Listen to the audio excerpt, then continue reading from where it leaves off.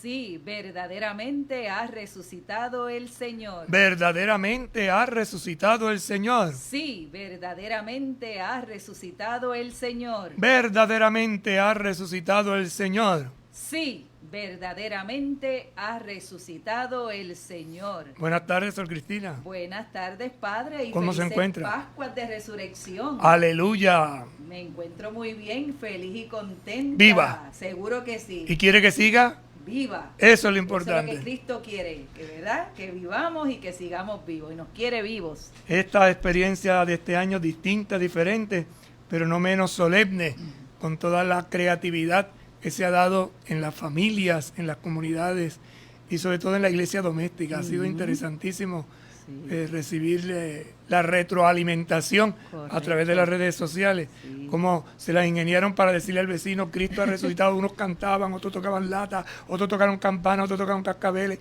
qué sé yo, cuántas cosas. Qué hermoso. Lo que habitualmente hacemos en el templo se convirtió en una gran coral en las comunidades. Padre, no, y muchas familias se reunieron en torno a su espacio que han determinado en su hogar y prepararon también todo este triduo pascual hermosamente y nos hacían llegar fotografías de los distintos momentos y los compartían con nosotros, así que en familia, como iglesia, como comunidad de fe, hemos dado grandes pasos, Padre. Es interesante, se ha recuperado la oración familiar, se ha recuperado el encuentro familiar y yo estoy seguro que esta cuarentena, esta cuaresma un poquito prolongada, dará sus frutos y frutos que traerán bendiciones abundantes para la familia, para la comunidad, para la sociedad, para la iglesia, para el mundo entero. Verdaderamente ha resucitado el Señor. Ciertamente ha resucitado. Y como estamos en camino y dando pasitos de fe, vamos a orar, a pedirle al Señor que nos ayude. Señor Jesucristo, tú que nos acompañas en el camino de la vida, te pedimos que enciendas nuestros corazones con el fuego de las Escrituras, para que participando en tu mesa seamos fortalecidos en el amor y la unidad, y así lleguemos a ser auténticos servidores del reino. Tú que vives y reinas por los siglos de los siglos. Amén. Santa María de Guadalupe, ayúdanos a ser discípulos misioneros. San Juan Diego, ayúdanos a ser discípulos misioneros. Beato Carlos Manuel, ayúdanos a ser discípulos misioneros. Bueno, que hemos reorganizado el espacio de diálogo. Tenemos otros signos. Los que lo ven a través de las redes, pues ven una nueva escenografía. Bien pascual, Padre, bien pascual. A los que nos escuchan, explíquela, Sor Cristina. Sí, bueno, pues hemos cambiado el mantel, ¿verdad? El mantel es azul. Tenemos la palabra de Dios, que es la que nos ilumina, la que nos acompaña. Jesús mismo que nos habla a través de su palabra. Tenemos una vela, Cristo, luz del mundo, ¿verdad? Ese cirio pascual que encendíamos el sábado en la tarde, en la gran vigilia pascual, en la madre de todas las vigilias. Entonces la luz que nos ilumina, Cristo como luz del mundo. También tenemos aquí un cuadro de la resurrección adornado por plantas, ¿verdad?, que engalanan este lugar, esta escenografía. Tenemos una orquídea y en la orquídea está el corazón, ¿verdad? Cómo arde nuestro corazón. Esperemos que pronto la orquídea florezca. Seguro que sí, seguro que sí. Al fondo tenemos la cruz, ¿verdad? También como con una estola color azul, propio de estos tiempos pascuales que nos permiten engalanar todos nuestros hogares, nuestra iglesia, nuestra fe, y unos arreglos florales con plantas exóticas de aquí del obispado, Padre. Del patio. Del patio de la casa, bien casa. Patiera. Sí, y también a otro extremo está el Cordero resucitado, ¿verdad que sí, Padre? Entonces, también no puede faltar en nuestra mesa, en nuestra escenografía, ¿quién más? El Beato Carlos Manuel Rodríguez, porque vivimos para esa noche. Vivimos para esa noche. Vivimos para esa noche. ¿Verdad? La gran noche de la Pascua. Y así también el beato Carlos Manuel nos acompaña en esta escenografía. Así que El cuadro al que hacía referencia la hermana es un icono de la resurrección del Señor. Está hecho por un artesano peruano. Y en él se ven las imágenes centrales. Cristo sacando a Adán y a Eva del abismo, de la muerte, de la tumba. Los iconos en la tradición oriental son ventanas, por eso siempre son cuadritos, ¿verdad? Entonces es como una ventana por la cual contemplamos un misterio. En este caso estamos contemplando el misterio de la resurrección del Señor. Cuando dice que Jesús bajó al infierno, no se refiere al infierno según la clave del Nuevo Testamento, sino al Sheol, al lugar aquel donde esperaban los justos, y saca de allí a la humanidad representada en Adán y Eva. Por eso en este icono está la imagen sencilla del Cristo resucitado sobrepuesta en esa especie de almendrón, que es el signo de la puerta de la eternidad. El color azul que hemos puesto en los manteles es una simbología de que caminamos por Cristo hacia la resurrección, hacia la vida plena, hacia el cielo. Habitar con Dios es lo que nosotros llamamos cielo, como decía el Papa en la homilía el otro día, no utilizando una expresión más mejor que, nosotros usamos cielo, para decir lo que es el cielo. Y cuando uno quiere explicar, pues el cielo. Pero cuando uno quiere explicarlo, como que no encuentra palabras. Y por eso nosotros los cristianos hemos utilizado esta palabra para explicar la presencia amorosa de Dios, donde hay felicidad, donde hay vida plena y abundante. Es la experiencia de estos días, que es iluminada desde esa gran vigilia que nosotros iniciamos al atardecer. Generalmente ustedes saben que esto se comienza a la noche, y en muchas comunidades la noche completa. ¿Por qué? Porque es la noche en que representa la oscuridad de la humanidad, el pecado, pero esa oscuridad es rota por la luz, por esa luz que es Jesucristo. Hay una reflexión que leía esta mañana de los monjes de Sobrado, que son monjes trapenses, y decía: la cruz árbol, se convirtió en cirio de luz. Y muy bonito, porque va jugando entre lo que es el dolor, el sufrimiento, y esa luz que alumbra, que ilumina, que enciende los corazones. De ahí que hay cánticos. Y uno de esos cánticos que escuchamos en estos días, sobre todo de la gran vigilia, es la secuencia.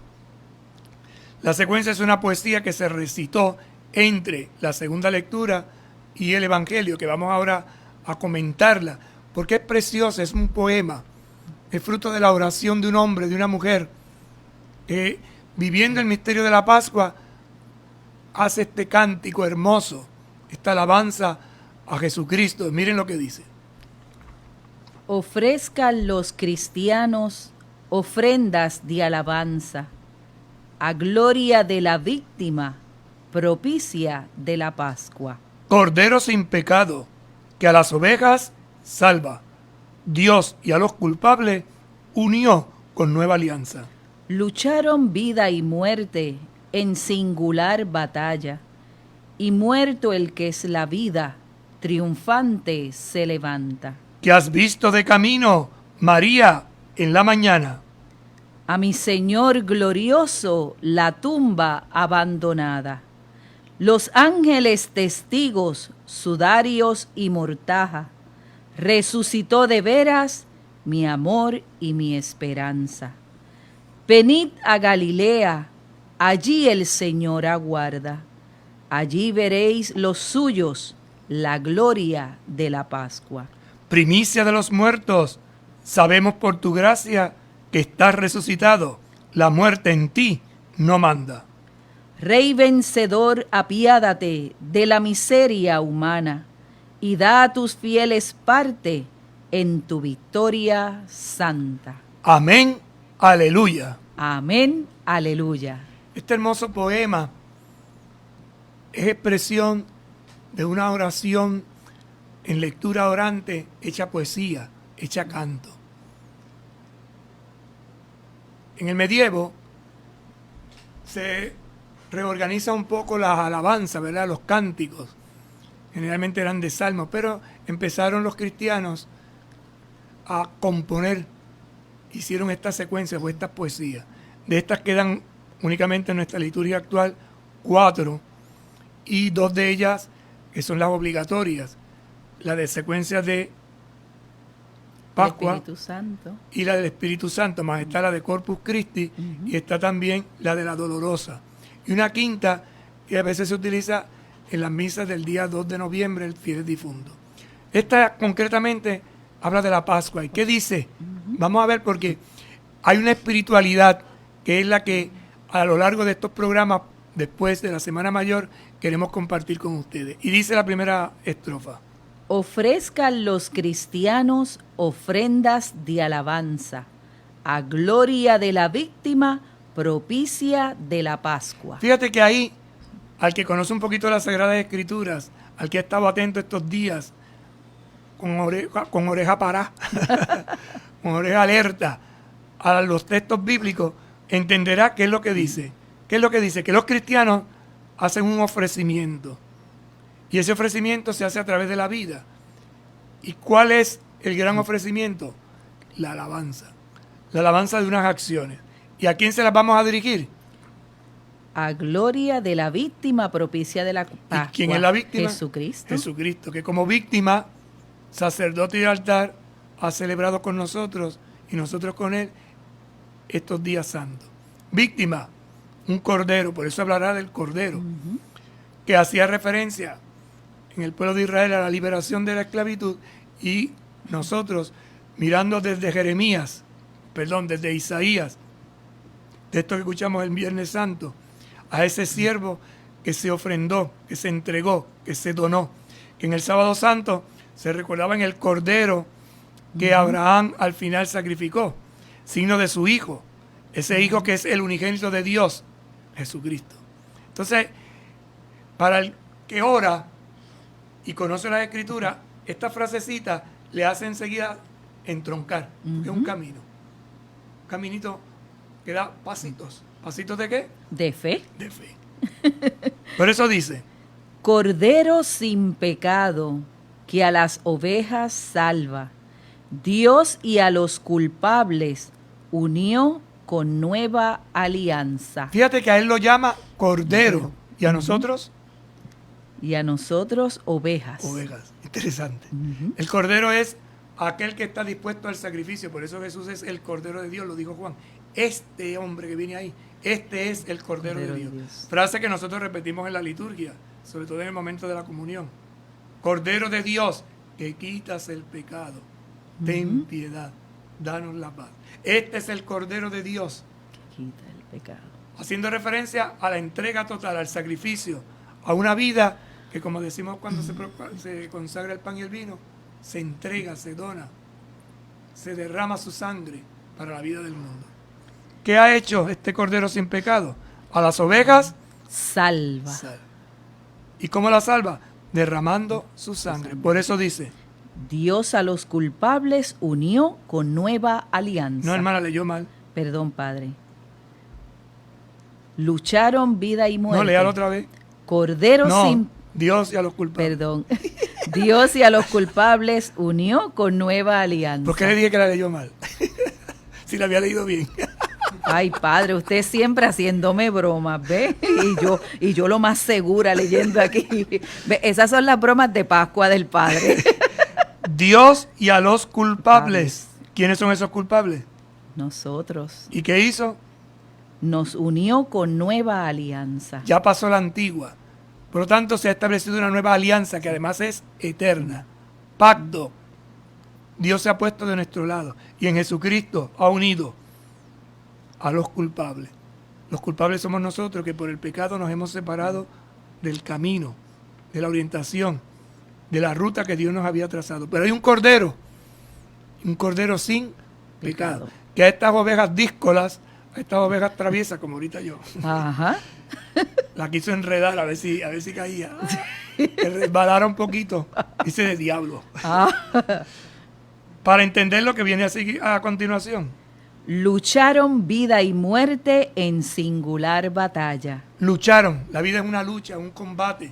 Y en ese combate no estamos solos, porque el Señor, en su Hijo Jesucristo, está a nuestro favor, está a nuestro lado. Es un singular, una batalla especial, no es cualquier cosa. Por eso dice, y muerto el que es la vida, triunfante se levanta. esa frase es impactante, porque fíjate que el diablo toda la vida de Jesús trató de desviarlo del camino, ¿no? Desviarlo de la voluntad de Dios. Y ya en la última etapa, la crucifixión, a través de los insultos que le dieron, a través se retoman, si usted hace un poquito de comparación con las tentaciones del desierto, se da cuenta que en la cruz sucede exactamente lo mismo. Muestra tu poder, muestra tu gloria, haz un show, tú que dices que Dios es tu Padre, combate. Pero, ¿qué pasó? Que el mismo demonio cayó en su trampa. ¿Y cuál es la trampa que el demonio quería? El demonio quería destruir a Jesucristo. Y se lo quiso destruir con la muerte. Y entonces la muerte se comió a Jesucristo, pero resulta que Jesucristo es la bomba que destruye la muerte. Por eso dice, y muerto el que es la vida, la muerte se comió al que es la vida, triunfante se levanta. Entonces es interesante, en la reflexión que el Papa decía esta mañana en su breve homilía en Santa Marta, decía, de la tumba no sale nadie. O sea, el que entra a la tumba no sale. ¿Quién ha salido de la tumba? Uno solo, Jesucristo. Y eso es lo que nosotros creemos, que muerto es que es la vida, triunfante se levanta. Y en él, tú y yo, nos levantaremos. Y ahora viene como una especie de diálogo entre la gente y María Magdalena, entre los discípulos y María Magdalena. Porque María Magdalena fue a la tumba, volvió para atrás, pero allí el Señor la sorprendió, y la sorprendió dándole la buena noticia de que había resucitado. ¿Qué has visto de camino, María, en la mañana? Fíjate que es interesante, todo lo anterior era de noche, en la oscuridad, pero en la mañana, en el camino, María ha visto algo, y se le pregunta, ¿qué has visto en el camino, María? En la mañana, no en la tarde. No dice, ¿qué has visto en el camino de la tarde, María? No, en la mañana. Pero es algo nuevo, es un amanecer, es distinto, ha pasado. Y María responde, a mi Señor glorioso, la tumba abandonada. La tumba abandonada. La tumba abandonada. Mi Señor está glorioso. Yo recuerdo mi primer viaje a Jerusalén, algo que me enseñó un judío, de esas experiencias que se le marcan a uno para la vida. Pues todos decíamos, y todos solemos decir, ¿verdad? Vamos al Santo Sepulcro. Y este guía, que era judío, nos escuchaba a los cristianos que íbamos hablando, ¿no? Que queremos visitar el Santo Sepulcro, porque mañana vamos por el Santo Sepulcro, que cuándo vamos a llegar al Santo Sepulcro. Y en una, él me comenta, oiga, padre, pero no está vivo. No dicen ustedes que está vivo. Aquellas palabras a mí se me clavaron como un aguijón, y me dijo entonces esta frase, no es el Santo Sepulcro, es la capilla de la resurrección. Y por eso es que los franciscanos, al lado de el sepulcro santo de Jesús, hay una capilla que le llaman la capilla de la resurrección. Desde entonces yo no digo Santo Sepulcro. Aprendió. Me impactó porque fuera un judío quien me dijera, ustedes como que se contradicen, tanto que visitaron un sepulcro, que ustedes, allí no hay nada. Porque nosotros generalmente vamos al cementerio porque pensamos que los restos están allí. Pero es que resulta que bien pensado, a la luz de la Pascua, no se quedó en la muerte, como decía el Salmo de esta mañana, ¿no? La corrupción no lo destruyó. La muerte no hizo desaparecer a Jesús, sino que Jesús hizo desaparecer la muerte, la venció. Y es lo que está diciendo aquí. ¿A quién has visto? A mi Señor, pero lo he visto glorioso. Y la tumba abandonada. Claro, para nosotros es un punto de referencia, pero más que ver la tumba como lugar de muerte, es como lugar de triunfo, como lugar Por eso, Padre, disculpe que le interrumpa, estos días para nosotros son de fiesta, de gloria, de resurrección, por eso el canto del aleluya, por eso la festividad, por eso nos sentimos contentos y alegres, porque así como Cristo venció la muerte, también nosotros hemos podido vencer muchas cosas en nuestro caminar y en nuestra vida. Teniendo presente que la muerte para nosotros es el pecado y que lo que verdaderamente nos destruye es el pecado. Los cristianos no llamamos a los que parten muertos, los llamamos difuntos. Y esto es muy importante. ¿Por qué? Porque nosotros creemos que la muerte ha sido vencida. Y difunto es una palabra que quiere decir diafonte, es decir, el que ha cruzado la fuente, el que está al otro lado. Fíjense que es bien interesante cómo el Evangelio muchas veces dice, y pasó al otro lado. El difunto es el que ha cruzado la otra orilla. ¿Cuál orilla? La del Mar Rojo. ¿Cuál Mar Rojo para nosotros? El bautismo. Y dice, ¿cómo? Explique. Pues mire, cuando un niño es bautizado, esto es bien interesante en los rituales de la iglesia, el celebrante dirá, al derramar el agua o al sumergir a la persona, yo te bautizo. Bautizar quiere decir yo te sumerjo, yo te meto dentro de ¿qué? El agua. Esa agua que significa muerte. Y te meto en el nombre del Padre, vida. En el nombre del Hijo, esperanza. En el nombre del Espíritu, amor. Dios es vida, Padre.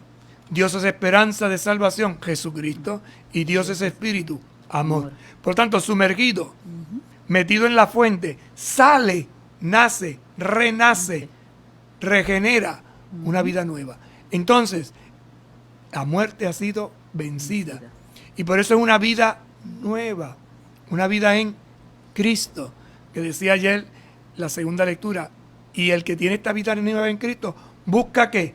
Las cosas de arriba. Por eso el caminito representado aquí en la mesa nuestra con este paño azul. Para que estos días pensemos que la muerte es una puerta que se abre. Nos dormimos. Por eso nosotros le llamamos a los que se han ido de nuestro lado difuntos. Están durmiendo. ¿Y a dónde van a dormir? Al cementerio. Entonces la palabra cementerio para un cristiano es dormitorio, es lugar de espera. La gente dice, ay, yo no voy al cementerio porque me da Dios. Pero ¿por qué te va a dar miedo del cementerio? Es como que dice, yo no me voy al cuarto porque me duermo. Pues mire, seguro que no duerme esta noche. Si Padre, usted mira, no le haga otra broma a la gente. No, le voy a hacer reflexionar. Ajá. Si usted mira su cama, bien mirada, es una tumba. Es una tumba. Cuadradita. Y vamos a morir. Y cuando usted se acuesta ahí, usted se murió. Y algunos tienen el sueño tan profundo que los pellizcan, los menean y ni se dan cuenta. Ajá. Cada día nosotros recordamos que la muerte. Por eso el Salmo que rezamos, sobre todo los domingos, dice, en paz me acuesto y enseguida me duermo, porque tú solo, Señor, me haces vivir tranquilo. Pero dice el Salmo 15, al despertar me saciaré de tu semblante. Por eso cuando uno se despierta por la mañana es como si resucitara. Y el salir de la tumba, el salir de la cama, por muy cómoda que sea, es una tumba. Nuestra gente canta, ¿no? Tanta vanidad, tanto que nos afanamos por las cosas del mundo, tanta hipocresía. Si tu cuerpo después de muerto permanece en la tumba fría. Ese para el que no tiene fe.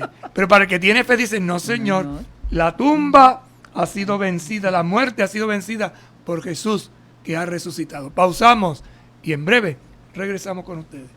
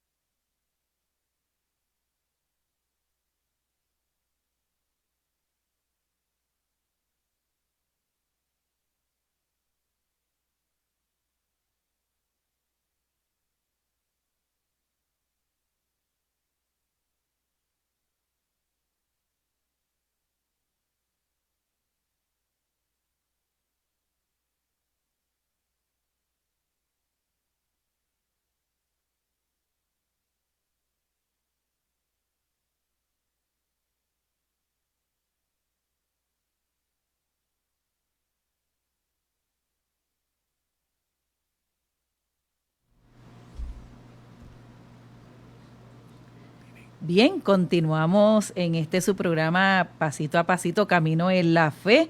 Poquito a poco vamos haciendo esta reflexión con esta secuencia tan hermosa de la resurrección, esta secuencia pascual. Estamos en Pascua de Resurrección. Verdaderamente ha resucitado el Señor. Verdaderamente ha resucitado el Señor. Dígale que está a su lado, alégrate. Alégrate. Cristo vive. Cristo vive. Esperanza nuestra. Esperanza nuestra. Él vive. Y nos quiere. Vivo y vivísimo. Vivos y vivísimos. Manuel, ¿cómo tú estás, Manuel? Feliz. Cristo vive. ¿Y cómo te quiere? Muy bien, muy bien. Fíjate que esta experiencia de vivencia es lo que el beato Carlos Manuel descubre. Y si algo tiene este puertorriqueño de Cagua, es que lo vive desde una experiencia laical. Y esto es muy importante. O sea, todavía nosotros no hemos, si se puede decir de esta manera, no le hemos sacado el jugo o no hemos explotado suficiente el conocimiento de la espiritualidad del beato Carlos Manuel. Beato Carlos Manuel era un laico, un muchacho joven, que descubre a través de la vigilia pascual, de los textos bíblicos, el significado profundo de este gran acontecimiento. Y por eso su frase famosa, vivimos para esa noche. La Pascua nos da la vida. ¿Y por qué nos da la vida? Porque es el eje central. Y entonces él, a través de su estilo de vida, como universitario, como trabajador, como catequista, como miembro de una familia, donde estaba, no se sentía llamado al sacerdocio, no se sentía llamado a la vida consagrada como hermano religioso, no se sentía llamado a ser diácono, bueno, en aquel entonces todavía los diáconos permanentes no estaban, no se sentía llamado a ser ministro, se sentía a ser laico. Y desde esa experiencia de vida laical, a anunciar a Jesucristo y a hacer fiesta. Y por eso, cuando uno lee su vida, cómo celebraba después en la casa la Pascua, cómo ponía manteles especiales, cómo ponía servilletas, cómo ponía bebida, cómo ponía comida, es decir, porque la Pascua no solo es rezar, aunque rezamos, no es hacer ritos en ceremonias en los templos, aunque lo hacemos. La Pascua sobre todo es entender el sentido de la vida, es ver a Jesús en Galilea. Y miren lo que dice el texto. Los ángeles testigos, sudarios y mortaja, resucitó de veras mi amor y mi esperanza. Le preguntaron a María, ¿qué has visto del camino? Entonces dice, a mi Señor glorioso, primero. Segundo, la tumba abandonada. Tercero, los ángeles testigos, cuarto, sudarios y mortaja. Resucitó de veras mi amor y mi esperanza. Fíjate que son 4. Al Señor, a los ángeles, al sudario, la mortaja. Esas 4 señales son importantes para entender los signos de la resurrección. Tumba abandonada. Se salió de allí. Allí no vive nadie. Allí no hay nadie. Metieron a un muerto, salió un vivo. Y vuelvo a insistir en esto, porque quizás no lo hemos pensado lo suficientemente. ¿Qué hay en la tumba? Corrupción. ¿Qué hay en la tumba? Destrucción. Por eso la tumba es signo del pecado y por eso nosotros le tenemos tanto miedo al pecado. Porque el pecado es la verdadera muerte. Lo demás, para un cristiano, es la puerta que se abre al gran paso, a la eternidad. Decía ahorita, ¿no? Me duermo en los brazos de la Madre Iglesia. Por eso los cristianos, cuando muere una persona, lo acompañamos con la oración, lo despedimos con la oración. Pero cuando él abre los ojos, se encuentra que está en los brazos del buen Dios. Algo que suelo indicarle a las personas, cuando muere un ser querido lloramos y nos da sentimiento. Y les digo a la gente, ustedes no se han dado cuenta que nosotros lloramos aquí, pero el que se va está llorando también. Y si usted saca eso, ¿cómo que va llorando? Va llorando. Por eso dice que cuando llega al cielo, libro del Apocalipsis, enjugará las lágrimas de nuestros ojos. ¿Quién nos va a enjugar las lágrimas de nuestros ojos? El resucitado. Porque las lágrimas son oración, por eso el Papa en estos días decía, si realmente te sientes arrepentido, no temas llorar, expresa con tus lágrimas, porque las lágrimas lavan, limpian el corazón. Y entonces aquel que se va porque deja a los que ama, cuando se encuentra con el resucitado, entra en la alegría y llora de alegría. Pero dice el texto que le enjugará las lágrimas, como quien dice, no te preocupes, que dentro de un tiempo nos volveremos a encontrar. Los ángeles son testigos de esto. ¿Qué es un ángel? El que da testimonio. Un enviado, un mensajero. Por eso en la vida tenemos muchos ángeles, gente que nos acompaña. Sudarios y mortajas. El sudario era el paño que se le ponía en el rostro a los que enterraban, ¿verdad? La mortaja, en el caso de Jesús, era la sábana en que fue envuelto. Nosotros, como cristianos, ya esto se ha perdido un poco en la tradición, pero nuestros abuelos sobre todo decían que guardaran una ropa blanca para su mortaja. Y yo decía, yo recuerdo a mi abuelo, ¿no? Y mi abuela, la mortaja, ¿qué es eso? La ropa para la eternidad. Esa ropa para la eternidad era blanca. Y por eso hay toda una simbología que se utiliza en los funerales. Ya esto ha ido cambiando. Pero los cristianos al principio eran muy cuidadosos en cómo preparaban a sus difuntos. Primero, no los llamaban muertos, llamaban difuntos. Segundo, los metían en un cofre especial, en una caja, que en la tradición europea tiene la forma, la caja de los muertos, de los difuntos, la forma de un grano de trigo, ancha arriba y estrecha abajo. En Puerto Rico tiene forma de habichuela, porque no siempre cuadradita. Pero esa caja por dentro estaba forrada del color blanco. Interesante. No lo ponían de verde, de azul, no, eso ha venido después. Pero los cristianos al principio lo ponían de blanco. Y era de madera, y madera bien sencilla. E incluso al difunto, al cristiano, lo envolvían en una sábana blanca. Porque el blanco en la iglesia significa no pureza, aunque puede significar para algunos, sino significa santidad, significa luz. Ha sido envuelto en la luz, se ha llenado de la santidad de Dios, por eso se envolvían los difuntos en ese sudario, en esa mortaja. Y el sudario era lo que le cubrían el rostro. En la liturgia hay un gesto que nos recuerda, por eso cuando se habla del sudario, de las vendas, hay un gesto muy interesante que en uno de los textos de los evangelios de estos días escucharán, y es que dice que el sudario estaba doblado, no tirado al suelo como las vendas, sino doblado. Y dirá alguno, ¿y qué importancia tiene eso? Que está ahí que doblado. ¿Qué más da que esté doblado que esté tirado? Es que eso es una clave. Nosotros, como no tenemos la tradición judía, no entendemos. Solamente lo vemos. ¿A qué hace referencia? Hace referencia a la mesa. Por eso ustedes ven que en el altar, cuando se celebra, el diácono o el ministro extiende un pequeño mantelito que se llama corporal. Ese corporal hace memoria histórica del sudario.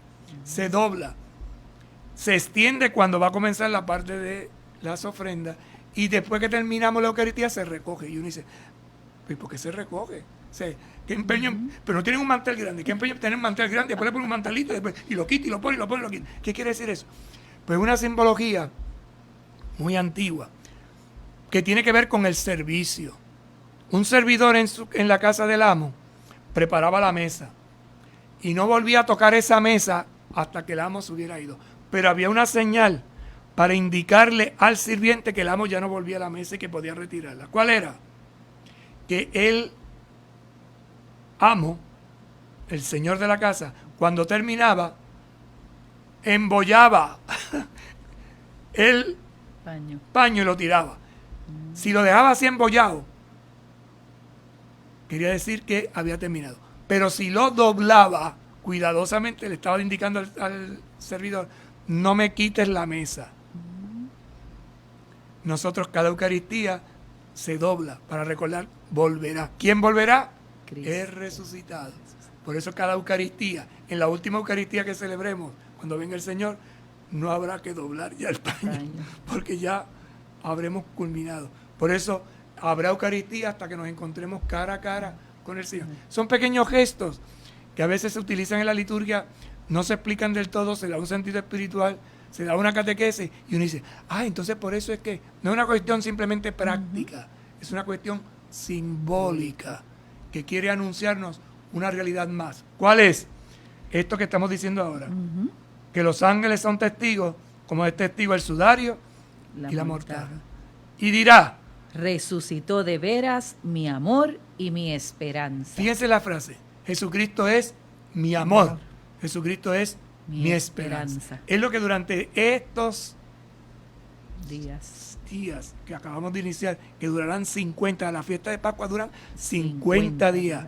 Si 40 es la penitencia, 50 es la fiesta. Y por eso no podemos bajar la guardia. Y cada semana que va pasando, irá encendiendo el corazón. Y en la medida en que vayamos acercándonos al final de la Pascua, el corazón debe estar más encendido para que en Pentecostés se llene del fuego de Dios. Vengan a Galilea, allí el Señor aguarda, allí verán los suyos la gloria de la Pascua. Fíjate que ese es el mensaje que el resucitado le dio a la Magdalena. Vete, dile a mis hermanos que me verán en Galilea. Y aquí hay otro cambio, fíjense que es bien interesante. Jesús solo llama hermanos a los discípulos después que ha resucitado. Hay todo un proceso. Discípulos, apóstoles, siervos, amigos, hermanos. Solo después de la resurrección los llamará, solo después de Pentecostés los llamará testigos. Ustedes serán mis testigos. Y a partir de Pentecostés, aquel que es hermano de Jesús, además es testigo. Y testigo es el que ve y puede hablar. Bueno, ya cuando llegue Pentecostés hablamos de eso. Ahora estamos hablando de esa hermandad que se crea desde el momento de la resurrección para decirle al mundo que mi amor y mi esperanza, que Jesús ha resucitado. ¿Y hay que ir a dónde? A Galilea. ¿Y qué quiere decir Galilea? Volver atrás. Volver a los recuerdos, hacer memoria. Y por eso todos tenemos nuestra Galilea. Y el domingo el Papa lo explicaba de una manera tan hermosa que en esta semana retomaremos ese texto para decirnos cuál es tu Galilea, dónde está tu esperanza, dónde están tus recuerdos, dónde está tu memoria. Allí me verán. Es decir, me verán y se actualizará en esos mismos lugares aquello que yo les dije. Ustedes lo volverán a hacer. Pero lo harán ya iluminados, no desde la cruz del que ha muerto, sino de la cruz que es gloriosa y ha sido convertida para nosotros en señal y en bandera de esperanza. Primicia de los muertos. Perdóname, hermana. Dice, allí verán los suyos. La gloria de la Pascua. En tu Galilea, en tu realidad, en tu vida, verás. Por eso los discípulos de Emaús volvieron. Dieron marcha atrás, regresaron, porque a Jesús le encontramos en la vida. Y lo que yo pienso que no vale, tengo que volver para atrás, reandar el camino. Y desde ese reandar el camino, descubrir su presencia. Por eso Jesús a los discípulos de Emaús, Padre, volvió a hacer memoria, a refrescarle. No hablaba esto de las Escrituras, no hablaba desde Moisés, no nos iba explicando todo esto por el camino. Es un hilo. Vuelven. Y por eso es pasito a pasito. Y nosotros no podemos quemar etapas. Por eso cuando hay gente que dice que no cree, pues hay que respetarle. No creen en lo que tú crees porque ya están más maduros. Hay una palabra griega para decir esto, dice la mistagogia. Entonces la mistagogia ya es el final, el culmen. Entonces hay gente que está en la mistagogia, tocándole el manto al Padre Eterno. Y estoy yo aquí, que estoy empezando a dar pasitos. Y entonces me hablan y yo miro así como que dice, ¿qué es lo que está diciendo? ¿Con qué se come esto? Yo no entiendo. Entonces, como que no nos abajamos. Jesús hizo todo lo contrario. Se abajó de tal manera que quiso ser uno de los nuestros para pasito a pasito, camino a camino, explicarnos. Por eso cuando Él cree que ya están los discípulos más aventajados, dice, pero todavía no entienden. ¿Pero qué cosa? ¿Cuánto es que van a entender? Y así nos pasa a nosotros. Cuando pensamos que ya sabemos, no entiendo nada. Y nos quedamos en blanco, ¿no? ¿Es así? Nos quedamos sin entender, sin comprender del todo. Para eso es la Pascua. Y por eso va a comer con nosotros, va a estar con nosotros. Y ese número 40 de sufrimiento se convierte en un 40 de educación. diríamos educación en la fe, en la fe nueva del resucitado, para entender que el crucificado es el resucitado, y para entender que el resucitado es el mismo que fue crucificado. Por eso, Padre, esta cuarentena que estamos viviendo, ¿verdad? Con esta pandemia, también nos va a hacer entender muchas cosas en nuestro caminar. Está dándose un despertar, se está dando una nueva experiencia. Por eso la Pascua todo es nuevo, por eso la vigilia pascual todo es nuevo, ¿verdad? Para, como dice aquí, unió con nueva alianza. Entonces, por eso es que todo es nuevo, todo transforma, una nueva luz. Por eso el cirio también es nuevo. No se usa el de años anteriores. No se recicla. No se recicla. Se compra uno nuevo. Y se va consumiendo todo. Y se utiliza durante todo el año en los momentos del bautismo, en las exequias, en la confirmación. ¿Ves? ¿Para qué? Para que termine de consumirse durante todo el año, para que cuando celebremos la siguiente Pascua, todo sea nuevo. Y se entiende la frase del Apocalipsis, hago nuevas todas las cosas. Continuamos. Primicia de los muertos, sabemos por tu gracia que estás resucitado, la muerte en ti no manda. Fíjate lo que dice, primicia de los muertos, San Pablo dirá el primero. Todo aquel que crea en él, por él que es el primero, ha de resucitar. Si te lo crees, resucitas. Si no te lo crees, te quedas en la muerte. Y esto es terrible para algunas personas. Porque cuando yo digo mi esperanza es resucitar, es que mi esperanza es vivir. Entro en el proyecto de la eternidad. Si no, perdonen, no entiendo nada. Y no voy a entender lo que es la eternidad. Porque la eternidad ya ha comenzado, que se prolonga. Tras un breve padecer, dirá la Escritura, tras un breve dormirme en el Señor, volveré otra vez a levantarme, porque Él que es primicia me ha abierto el camino.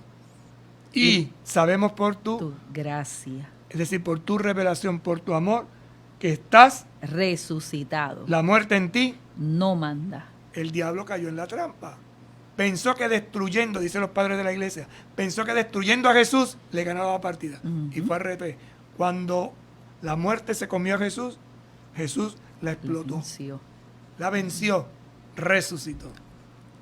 Rey vencedor, apiádate de la miseria humana y da a tus fieles parte en tu victoria santa. Fíjate qué interesante. Le da el título que aparece en la cruz. Tú eres nuestro rey. Tú eres el que nos dirige, nos orienta, pero eres el rey vencedor. El que ha vencido a la muerte. No el que me vence a mí, me destruye, sino el que me levanta. Por eso le suplico, apiádate de la miseria humana. Si algo, y lo repito, si algo tiene Jesús bien metido dentro de sí, es que se apiada de la miseria humana. Y esto es lo que el Papa continuamente nos está recordando. Continuamente. Apiádate de la miseria humana. Apiádate de mi miseria, de mi debilidad. Que no piense yo que mi debilidad es más fuerte que no piense yo que mi muerte, mi pecado es más fuerte que. No, hay un rey vencedor y es Jesucristo. Y por eso dice, da a tus fieles parte en tu victoria santa. Haznos partícipes de ese triunfo tuyo. Haznos partícipes de esa gloria tuya, de ese estar contigo. Amén. Amén. Aleluya. Pausamos y regresamos.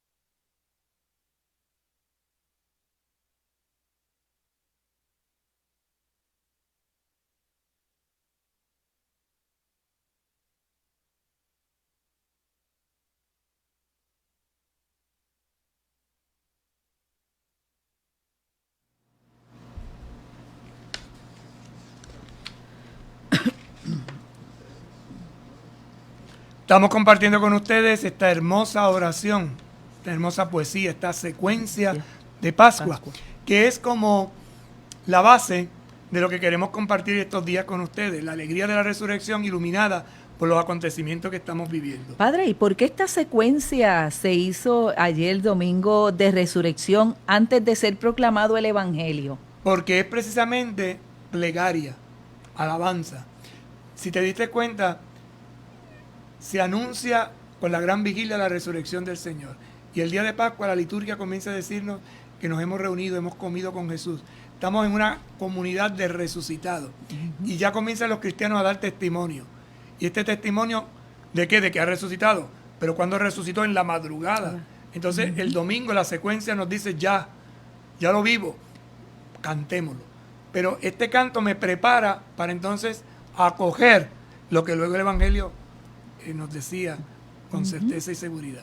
Es una forma de que la liturgia va aprovechando de la experiencia de los testigos, preparando el gran anuncio. Usted decía ahorita que tenemos distintos momentos donde se recitan secuencias y precisamente todas se hacen previo a la lectura del Evangelio. Sí, porque es una preparación que da continuidad a lo que la iglesia vive. Recuerda que esta secuencia es experiencia de fe de unos hermanos, de una comunidad, que ya han vivido la resurrección y se la están transmitiendo a los nuevos, que somos nosotros, a las nuevas generaciones. Por ejemplo, los niños que van, los jóvenes que van, que todavía quizás no tengan la madurez, porque todavía no han crecido, digamos, lo suficientemente, ¿no? La comunidad mayor es la que le anuncia, es la que le comunica, y así somos nosotros. Vamos creciendo progresivamente. Y vamos dando pasito a pasito, vamos poco a poco, y de esa forma podemos comprender estos grandes misterios de nuestra fe. Enmarcado en estos grandes misterios de nuestra fe, el pasado Viernes Santo, Canta la Piedra, que es un fraile franciscano capuchino, hizo la predicación del oficio del Viernes Santo. El Viernes Santo el Papa no predica, escucha como fiel cristiano una predicación que la hace el predicador oficial del Vaticano, que en este caso ahora es Rainiero Cantalamessa. Hizo una reflexión bellísima que ilumina todo esto que vamos diciendo, pero también a la luz de lo que estamos viviendo en la pandemia. Recuerden que Europa está en el momento más álgido, por eso en estos días yo decía, no, hay que mirar a Europa, porque Europa es el espejo donde nos vemos reflejados nosotros, y si nosotros no tenemos cuidado, nos va a pasar exactamente lo mismo. Ya hoy creo que eran 900 y pico los casos. Es decir, todavía la gente no se acaba de dar cuenta de que esto es muy serio. Vamos a ver ahora, con esta homilía, con esta predicación de este fraile, lo que a la luz de la secuencia y a la luz de la pandemia y a la luz de que estamos en el confinamiento de nuestros hogares, podemos ir sacando y vamos a ir poquito a poco escarbando, meditando y reflexionando estas hermosas palabras. San Gregorio Magno decía que la Escritura crece con quienes la leen. Fíjense una máxima de este gran Papa. ¿Qué dice él? La Escritura crece con quienes la leen. Es lo que estamos haciendo nosotros. Yo crezco con la Escritura me hace crecer y me hace crecer en la fe. ¿Por qué dice San Gregorio esto? Miren lo que dice el predicador. Expresa significados siempre nuevos en función de las preguntas que el hombre lleva en su corazón al leerla. Por eso, cuando yo leo la Escritura, surge en mí una pregunta, surge en mí una inquietud. Y fíjate qué frase hermosísima. Expresa significados siempre nuevos. Yo puedo leer el mismo texto 10 veces y 10 veces me dice cosas distintas. Es así, Padre. ¿En función de qué? De las preguntas que yo llevo en mi corazón. Vamos a ver cuáles son las preguntas que en estos momentos surgen. Y nosotros, este año, leemos el relato de la pasión con una pregunta, más aún con un grito, en el corazón que se eleva por toda la tierra. Debemos tratar de captar la respuesta que la palabra de Dios le da. Hay una pasión, un sufrimiento, un dolor fuertísimo. El Viernes Santo leíamos esa pasión. A la luz de esa pasión vamos a iluminar nuestra pasión. Miren lo que dice a continuación.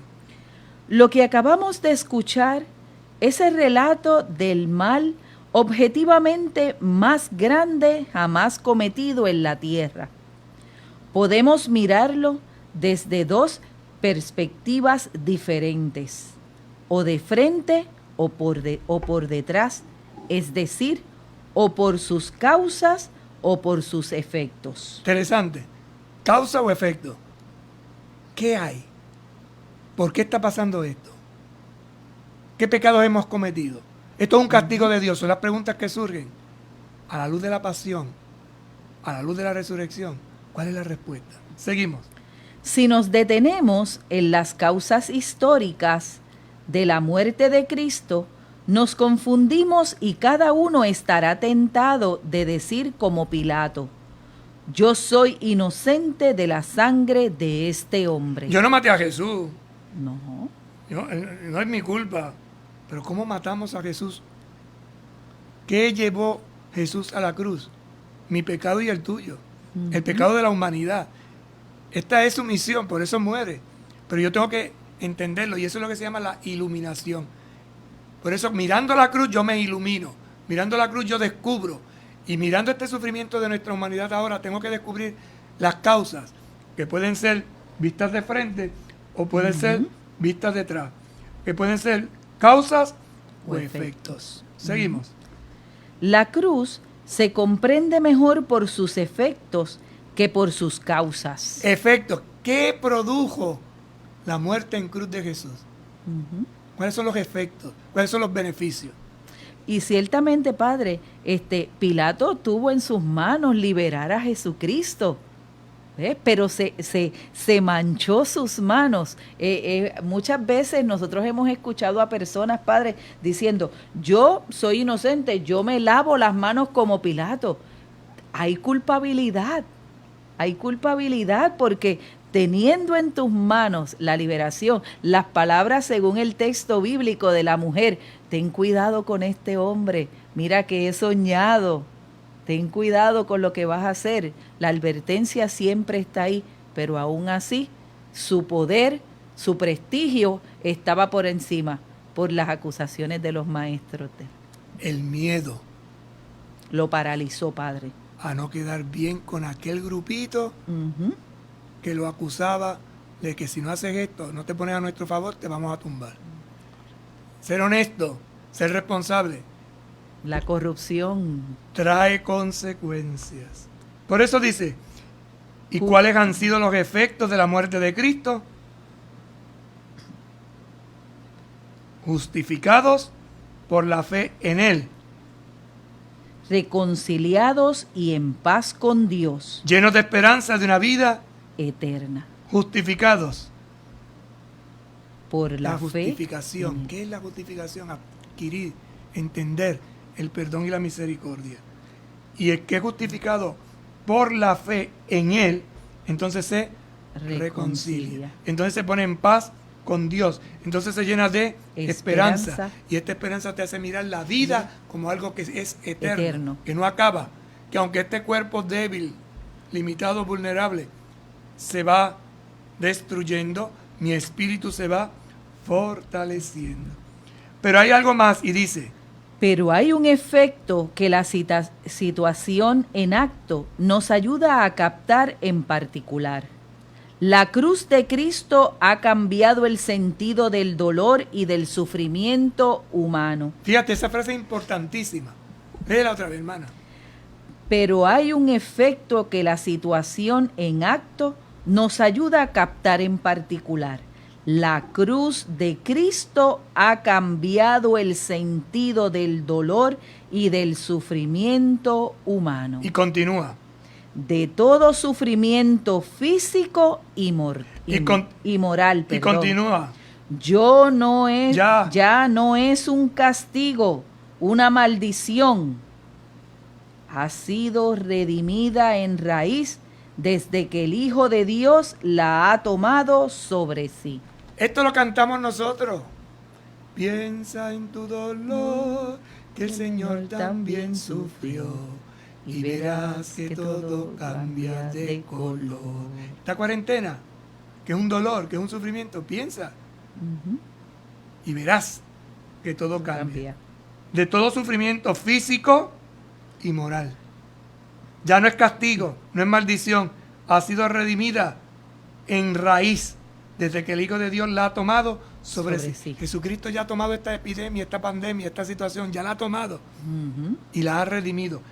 ¿Cuál es la prueba más segura de que la bebida que alguien te ofrece no está envenenada? ¿Cómo yo sé que lo que me estás dando no tiene veneno? Pues la respuesta es si él bebe delante de ti de la misma copa. ¿Entiendes? Me da ese vaso. ¿Estar envenenado o no estar envenenado? Prueba. Ahora miren lo que dice. Así lo ha hecho Dios. En la cruz ha bebido delante del mundo el cáliz del dolor hasta las heces. Así ha mostrado que éste no está envenenado, sino que hay una perla en el fondo de él. Son palabras que cuando uno las escucha rápidamente, ¿verdad? Pero cuando uno empieza a escarbarlas, dice, wow, todo lo que significa la cruz. Quizás ahora estamos volviendo atrás a mirar el Viernes Santo, cuando desde nuestra casa, desde allí donde tú estabas, de cualquier lugar, miraste la adoración, participaste de la adoración a la cruz, y mientras iba quitando, develando, quizás no pensaste en lo que estas palabras te están diciendo en este momento, ¿verdad? Es que Jesús ha bebido y ha cogido el sufrimiento para que yo no tenga miedo, porque el sufrimiento no te va a hacer daño. ¿Y por qué no te va a hacer daño? Porque no es un veneno. Correcto. No es un veneno. Y no solo el dolor de quien tiene fe, esto es lo más impresionante, hermana, sino de todo dolor humano. Él murió por todos.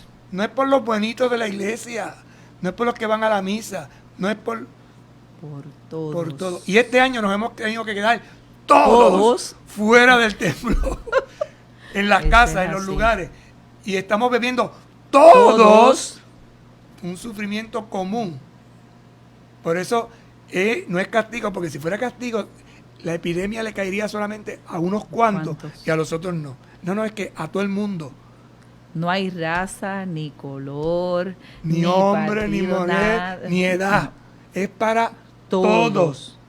Y dice más mirando la cruz: cuando yo sea levantado sobre la tierra, atraeré a todos hacia mí. Y dice el Papa San Juan Pablo II: todos, no solo algunos.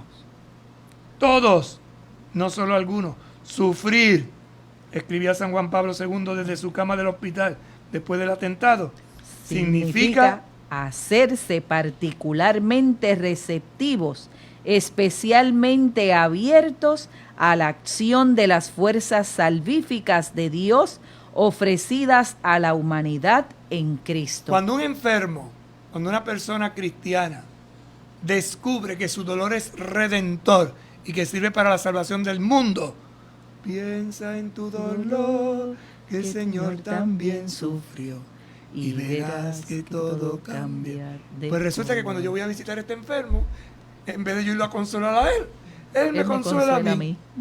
Y entonces yo me quedo admirado, estupefacto, desequilibrado. Uno dice, pero no es posible. Y el predicador dice, gracias a la cruz de Cristo, el sufrimiento se ha convertido también a su manera en una especie de sacramento universal de salvación para el género humano. Por eso cuando estamos con los enfermos, y son enfermos cristianos, que viven esa plenitud de su fe, le decimos, completas en tu cuerpo lo que falta a la pasión de Cristo. ¿En qué sentido? En que tu sufrimiento y tu dolor se convierte en una expresión de amor por la humanidad, porque a través de ese sufrimiento el perdón está llegando también a muchas personas. Y ese perdón es amplio, y ese perdón es abundante. Se nos acabó el tiempo. Mañana seguiremos. Y mañana seguiremos con esta misma alegría, con este mismo entusiasmo, porque estamos en Pascua de Resurrección, estamos en este octavario pascual. Y les dejamos con una pregunta que el predicador se hizo aquel día, Viernes Santo. ¿Cuál es la luz que todo esto arroja sobre la situación dramática que está viviendo la humanidad? Lo dejamos para mañana. y mañana seguiremos con este texto tan hermoso del predicador que estuvo el Viernes Santo predicando allá en Roma.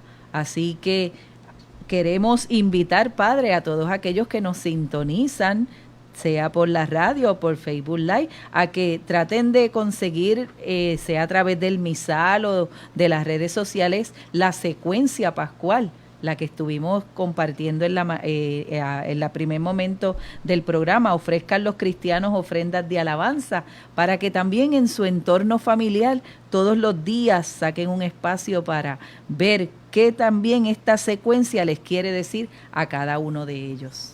Ayer al atardecer, al mediodía, más que al atardecer, el cardenal Aguiar, primado de México, en nombre de todos los países latinoamericanos y del Caribe, el continente americano, hacía la consagración a la Virgen de Guadalupe, pidiéndole que nos ayudara a todos en este momento difícil. Vamos a terminar estos días con esta oración de consagración a la Virgen de Guadalupe, que en nombre de todos los cristianos, especialmente los de América Latina y del Caribe y del continente, recitó, pidiendo su asistencia y su ayuda. Santísima Virgen María de Guadalupe, Madre del verdadero Dios por quien se vive, en estos momentos como Juan Diego, sintiéndonos pequeños y frágiles ante la enfermedad y el dolor, te elevamos nuestra oración y nos consagramos a ti. Te consagramos nuestros pueblos, especialmente a tus hijos más vulnerables, los ancianos, los niños, los enfermos, los indígenas, los migrantes, los que no tienen hogar, los privados de su libertad. Acudimos a tu inmaculado corazón e imploramos tu intercesión. Alcánzanos de tu Hijo la salud y la esperanza. Que nuestro temor se transforme en alegría. Que en medio de la tormenta de tu Hijo, Jesús, sea para nosotros fortaleza y serenidad. Que nuestro Señor levante su mano poderosa y detenga el avance de esta pandemia. Santísima Virgen María, Madre de Dios y Madre de América Latina y del Caribe, estrella de la evangelización renovada, primera discípula y gran misionera de nuestros pueblos, patrona de nuestra diócesis querida de Ponce. Sé fortaleza de los moribundos y consuelo de quienes los lloran. Sé caricia maternal que conforta a los enfermos. Sé compañía de los profesionales de la salud que los cuidan. Y para todos nosotros, Madre, sé presencia y ternura, en cuyos brazos todos encontraremos seguridad. De tu mano permanecemos firmes e inconmovibles en Jesús tu Hijo, que vive y reina por los siglos de los siglos. Amén. Que el Señor esté con ustedes. Y con tu espíritu. Que la bendición del buen Dios Todopoderoso en este tiempo pascual descienda sobre ustedes, Padre, Hijo y Espíritu Santo. Amén. Cristo vive. Y te quiere vivo. Cristo vive. Y te quiere vivo. Cristo vive. Y te quiere vivo. Bien vivo que te quiere. Seguro que sí. Pasen buenas tardes todos. Buenas tardes y hasta mañana.